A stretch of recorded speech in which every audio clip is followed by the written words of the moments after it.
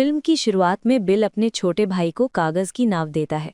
बाहर बारिश हो रही होती है, इसलिए बिल का छोटा भाई उस कागज की नाव के साथ बारिश में खेलने बाहर चला जाता है। तभी बारिश के पानी के साथ उसकी नाव बहकर नाले में चली जाती है। जब बच्चा अपनी नाव निकालने के लिए नाले के पास जाता है, तभी असली जिंदगी का जोकर पेनीवाइज पहली बार दिखाई देता है। पेनीवाइज बच्चे को उसकी नाव लौटाने के बहाने बुलाता है और चालाकी दिखाते हुए जैसे ही बच्चा पास आता है, वो उसके हाथ को काट लेता है। इस घटना के बाद वो बच्चा गायब हो जाता है। किसी को नहीं पता कि वो कहाँ चला गया। सभी लोग मान लेते हैं कि वो मर चुका है। इसके बाद माइक नाम का एक लड़का दिखाया जाता है जो भेड़ों के बाड़े में काम करता है और उसे एक भेड़ को गोली मारने को कहा जाता है। वो ऐसा करने में असमर्थ रहता है, लेकिन पारिवारिक काम होने की वजह से उसके लिए ये करना ज़रूरी होता है। फिर हम स्कूल के छात्रों को देखते हैं। बेवली नाम की एक लड़की होती है जिसे उसके क्लासमेट्स बहुत परेशान करते हैं। गर्मियों की छुट्टियां शुरू होने से सभी बच्चे खुश होते हैं। इसी दौरान एक महिला भी दिखाई देती है जो अपनी गुमशुदा बेटी की तलाश में होती है। हेनरी नाम का एक लड़का भी होता है जो स्वभाव से बहुत कठोर है और बिल वो उसके दोस्तों को परेशान करता रहता है। बेवली के करीबी दोस्त बेन का परिचय होता है। घर पर बिल को इस बात के लिए डांट पड़ती है कि वो अब भी मानता है कि उसका छोटा भाई जिंदा है। बिल कहता है कि वो नाले के रास्ते सीवर तक पहुंच सकता था, लेकिन उसके पिता उसे चेतावनी देते हैं कि वो ये सोचना बंद करे, उसका भाई अब नहीं रहा, क्योंकि ऐसा सोचने से उसकी माँ को बहुत दुख होगा।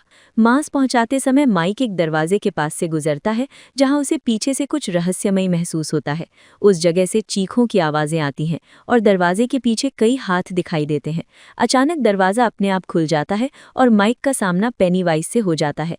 तभी हेनरी वहां आकर माइक को परेशान करता है और चला जाता है। बिल का एक दोस्त अपने पिता के दफ्तर में एक किताब रखने जाता है जहां वो एक डरावनी औरत की पेंटिंग देखता है जिससे वो अक्सर डरता रहता है। असल में पेनीवाइज ही उसे डराता है। पेनीवाइज बच्चों को उसी रूप में डराता है जिससे वे सबसे ज्यादा डरते हैं।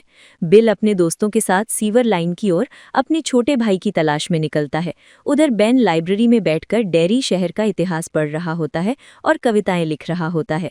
इतिहास पढ़ते हुए उसे पता चलता है कि डेरी शहर में कई रहस्यमयी घटनाएं हुई हैं जिनका संबंध लोगों की मौतों से है, यानी यहाँ बहुत से लोग मारे जा चुके हैं।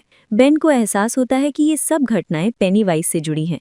तभी उसे एक उड़ता हुआ गुब्बारा दिखाई देता है जो दूसरों को नजर नहीं आता। गुब्बारे का पीछा करते हुए वो कई संकेत पाता है और उसी दौरान एक जला हुआ बिना सिर का आदमी उस पर हमला करता है, लेकिन बेन बच निकलता है। भागते समय हेनरी और उसके दोस्त बेन को पकड़ लेते हैं और बेरहमी से पीटते हैं। हेनरी चाकू से बेन के पीठ पर एच अक्षर गोद देता है। उसी समय एक कार वहां से गुजरती है। बेन मदद के लिए पुकारता है, लेकिन कार में बैठे लोग उसे नजरअंदाज कर देते हैं। बेन देखता है कि कार में एक लाल गुब्बारा है, जो इस बात का संकेत है कि वे लोग अब पेनीवाइज के कब्जे में हैं।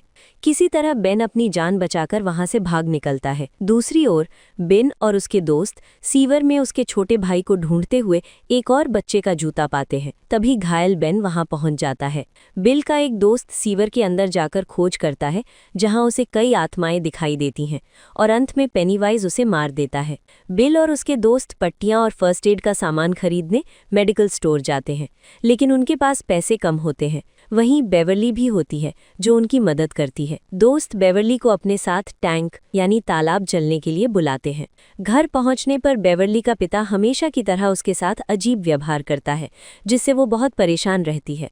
अवसाद में वो अपने बाल काट लेती है। बाद में सभी दोस्त टैंक पर खूब मजे करते हैं। फिर सभी दोस्त बेन के घर मिलते हैं, जहां वो डेरी शहर के इतिहास का संग्रह दिखाता है। बेन बताता है कि इस शहर के लोग एक एक करके गायब होते रहे हैं। हैरानी की बात यह है कि ना तो उनकी लाशें मिली और ना ही कोई सुराग, बस कुएं के पास खून से सने कपड़े मिलते रहे। इसी बीच बिल का दोस्त एडी घर लौट रहा होता है। रास्ते में एक पुराने घर के सामने वो अपनी दवा लेने रुकता है। तभी उसे घर से अजीब आवाजें सुनाई देती हैं। दवा गिर जाती है और एक घिनौना आदमी उसे डराता है। पीछे की ओर भागते हुए एडी का सामना पेनीवाइज से होता है, लेकिन वो किसी तरह बच निकलता है। घर में बेवरली को एक कविता का कार्ड मिलता है। वो बाथरूम में जाकर उसे पढ़ती है। तभी उसे वॉश बेसिन से बच्चों की आवाज़ें सुनाई देती हैं। जब वो ड्रेन में मापने की टेप डालती है तो वहाँ से खून और इंसानी बाल निकलते हैं जो उसे जकड़ लेते हैं। अचानक ड्रेन से बहुत सारा खून निकलकर पूरा बाथरूम भर देता है। उसका पिता वहाँ आता है, लेकिन उसे कुछ भी दिखाई नहीं देता, जैसे कुछ हुआ ही ना हो। बिल को महसूस होता है कि कोई उसके आसपास है।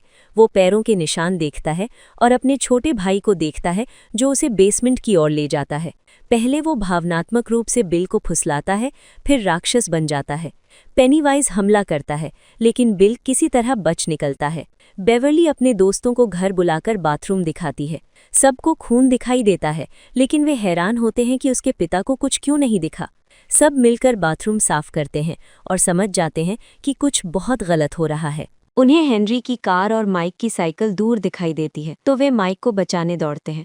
हेनरी और उसके दोस्त माइक को पीट रहे होते हैं और कच्चा मांस खिलाने की कोशिश करते हैं। माइक दूर पेनीवाइज को एक बच्चे का हाथ खाते हुए देखता है। दोस्त पत्थर फेंककर माइक को बचाते हैं। फिर वे गुमशुदा बच्चों के पोस्टर देखते हैं। बेन बताता है कि उसने फिर से डेयरी का इतिहास पढ़ा है। हर 27 साल में ऐसी घटनाएं होती हैं और ज्यादातर बच्चे गायब होते हैं। उन्हें समझ आता है कि कोई है जो हर 27 साल में बच्चों का शिकार करता है और फिर 27 साल तक गायब हो जाता है। वो बच्चों को उसी रूप में डराता है जिससे वे सबसे ज्यादा डरते हैं, और ज्यादातर बच्चे जोकर से डरते हैं। बेन उन्हें शहर का नक्शा दिखाता है।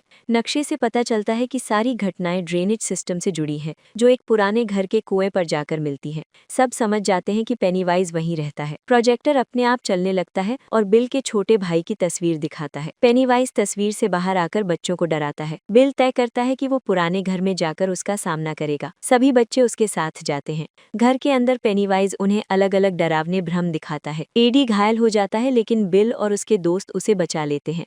बेवर्ली पेनीवाइज के सिर पर लोहे की रॉड मारती है। वो घायल होता है, फिर भी डराता रहता है, लेकिन बच्चों की एकता के कारण भाग जाता है। बिल कहता है कि वे फिर पूरी तैयारी के साथ लौटेंगे, लेकिन कोई भी उसके सिवा बेवर्ली के साथ जाने को तैयार नहीं होता। दोस्तों के बीच झगड़ा हो जाता है और वे अलग हो जाते हैं। उधर हेनरी पूरी तरह पेनीवाइज के वश में आकर अपने पिता की हत्या कर देता है। बेवर्ली का पिता उसके साथ बुरा व्यवहार करता है। बेवर्ली उसे घायल कर बाथरूम में बंद हो जाती है। बाद में बिल वहां पहुंचता है और दीवार पर लिखा संदेश देखता है, अगर कोशिश की तो मर जाओगे। बिल दोस्तों को बताता है कि पेनीवाइज बेवर्ली को ले गया है। सब फिर एकजुट होते हैं और हथियारों के साथ पुराने घर लौटते हैं। बेवर्ली को होश आता है। वो खुद को बड़े नाले में पाती है, जहाँ बच्चों की उड़ती हुई लाशें होती हैं। पेनीवाइज हमला करता है, लेकिन बेवर्ली डटकर उसका सामना करती है। आखिरकार सभी बच्चे कुएं में उतरते हैं। हेनरी माइक पर हमला करता है, लेकिन माइक उसे कुएं में धकेल देता है। पेनीवाइज कई रूप बदलकर डराने की कोशिश करता है, मगर बच्चों की एकता उसे कमजोर कर देती है। अंत में बिल पेनीवाइज पर गोली चलाता है। पेनीवाइज बच्चों से कहता है कि अगर वे बिल को छोड़ दें तो वो उन्हें छोड़ देगा और 27 साल के लिए चला जाएगा। बच्चे एकजुट होकर उसका सामना करते हैं। डर और चोटों के कारण पेनीवाइज हार मान लेता है और 27 साल के लिए गायब हो जाता है। यहीं फिल्म समाप्त होती है।